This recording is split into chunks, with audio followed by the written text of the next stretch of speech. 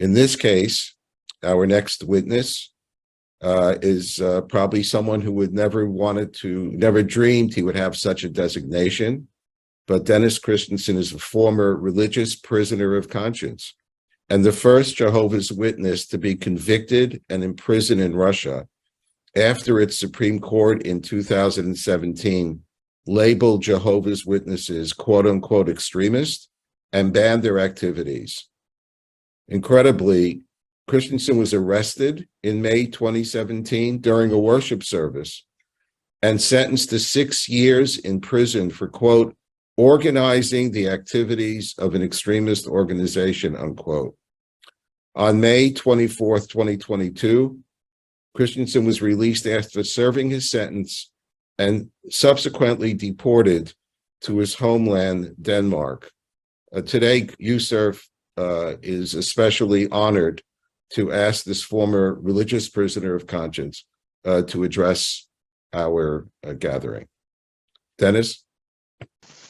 Thank you very much. First of all, I would like to thank all members of this committee for your sincere work and say that it's a great pleasure for me to be here and to testify on this hearing. As you all know, my name is Dennis Christensen. I'm 50 years old, a Danish citizen. I lived in Russia from the year 2000 to 2022. I'm one of Jehovah's Witnesses and had experienced the violation of religious freedom on my own life. It began in the year 2007 when Russian authorities made a new law about extremism. After that, they began to ban some of our religious literature. The police came sometimes to our meetings and filmed all those who attended. And I could not really understand at that time why were they doing this, but it came more clearly to me later. On the 25th of May, the year 2017, the FSB came to our place of worship in Orel. There were about 15 from the special forces with masks and weapons, and 15 in civil clothes. They stopped our meeting, made a raid, questioned it all, and arrested me. I was 2 years in the detention prison and experienced a lot of injustice. I think that the authorities did that with a purpose to break me down, because all of the Russian prison systems is based on breaking a person down so he would cooperate with the investigator and then apply guilty. First of all, they didn't allow me to see or call my wife, Irina. We were communicating for the first couple of months only by mail. They put me in a small prison cell for 23 hours a day with only 1 hour's walk in a little yard. I was not able to communicate with my family home in Denmark. The prison only allowed me to receive and send letters in Russian language. They put me together with smokers, although I already told them that I'm not smoking. In the detention prison, there were no hot water, and they were only allowed us a warm bath once a week. In the wintertime, there was very, very cold in the prison cell, and I had to sleep with all my clothes on. I often got sick because of these conditions, and the medical help that we could receive was very lackful. They didn't care about us at all.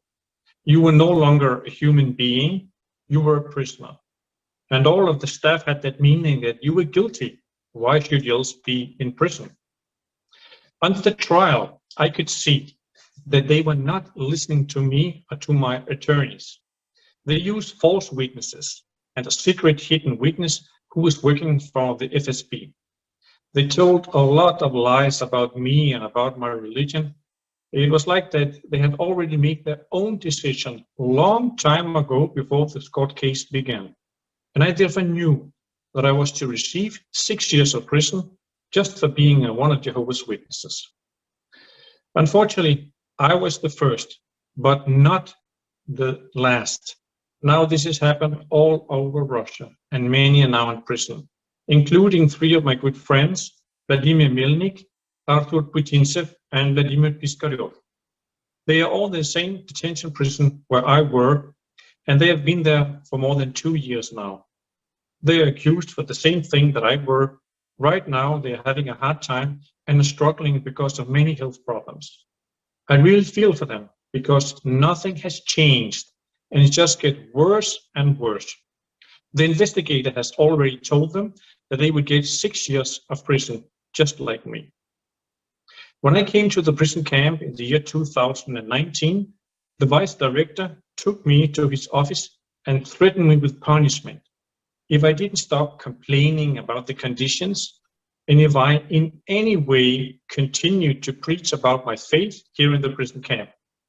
The director of the prison did also do this many, many times.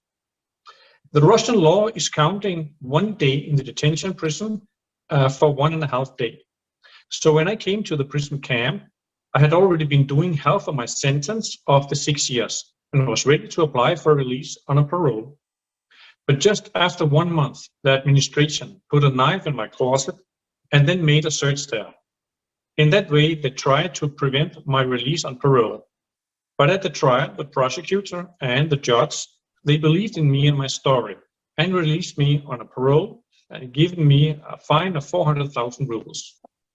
This news came out all over the world, but I wasn't released. The administration sent me the day after to punishment cells, and there I found out that the prosecutor had appealed his own decision and demanded a new trial.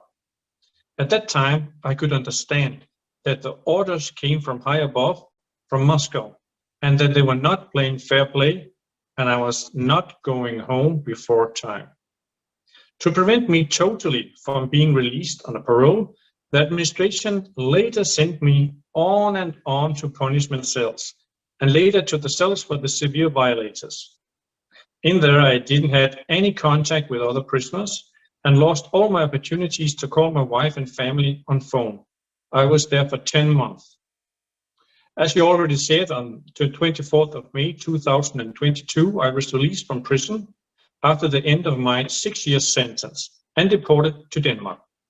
Of course, it's not possible in short time to tell all about the injustices that happened in these years, but I really hope that the committee could see a picture of constant violation of the religious freedom, deception, and no fair play at all. And unfortunately, this goes on and are getting worse and worse. Thank you so much for listening and for your great concern.